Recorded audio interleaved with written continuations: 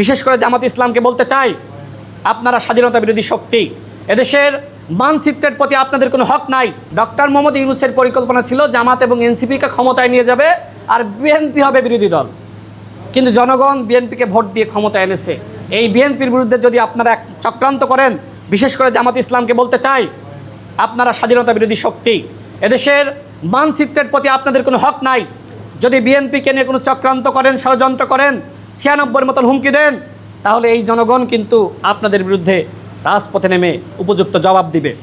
যে ঘটনা ঘটেছে, যে একজন নারী আইনজীবী তিনি আমাদের সংখ্যালঘু সনাতন ধর্মের একটি সমাবেশ থেকে, সেখানে খুব বেশি লোক হয়েছে না, আমি মনে করি না যে এই সমাবেশটা বাংলাদেশের সকল সনাতন ধর্মের হিন্দু ভাই এবং বোনদের প্রতিনিধিত্ব করে। তো একজন আইনজীবী তিনি বলেছেন যে বাংলাদেশে তারা একটি হিন্দু প্রদেশ চায়। প্রথমত বাংলাদেশে কোনো প্রদেশ ভিত্তিক রাজনীতি কোনো দল চায় না, করেও নাই। বাংলাদেশ একটি ছোট রাষ্ট্র, সুতরাং এই রাষ্ট্রকে প্রদেশে ভাগ করার কোনো সুযোগ নাই।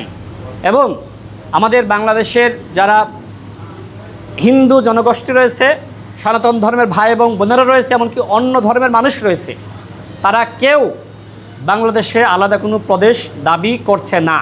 সুতরাং চৈতালি নামক যে নারী আইনজীবী হিন্দু প্রদেশ দাবি করে এক ধরনের বিভ্রান্তি সৃষ্টি করেছেন, আমি মনে করি তার বিরুদ্ধে আইনগত ব্যবস্থা নেওয়া উচিত।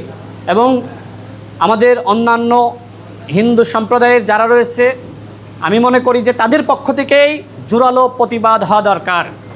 ভারতে যেভাবে মুসলমানদেরকে নির্যাতন করা হচ্ছে, বাংলাদেশে কি মুসলমানদের নির্যাতন করা হচ্ছে? আমরা কোথাও কোনো হিন্দু ভাইকে আমরা কটাক্ষ করছি, ছোট করছি? আমরা কখনো বলছি যে তোমাদের রাষ্ট্র ভারত?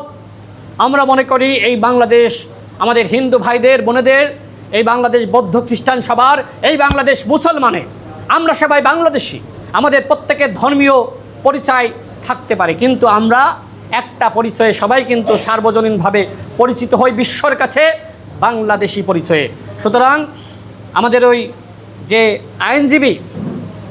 আইনজীবী চৈতালি তিনি যে ধরনের বক্তব্য দিয়েছেন, তার এই বক্তব্যের জন্য তাকে অবশ্যই জবাবদিহিতার আওতায় আনতে হবে। তার বিরুদ্ধে আইনানুগ ব্যবস্থা নেওয়ার জন্য আমি সরকারের কাছে দাবি জানাচ্ছি।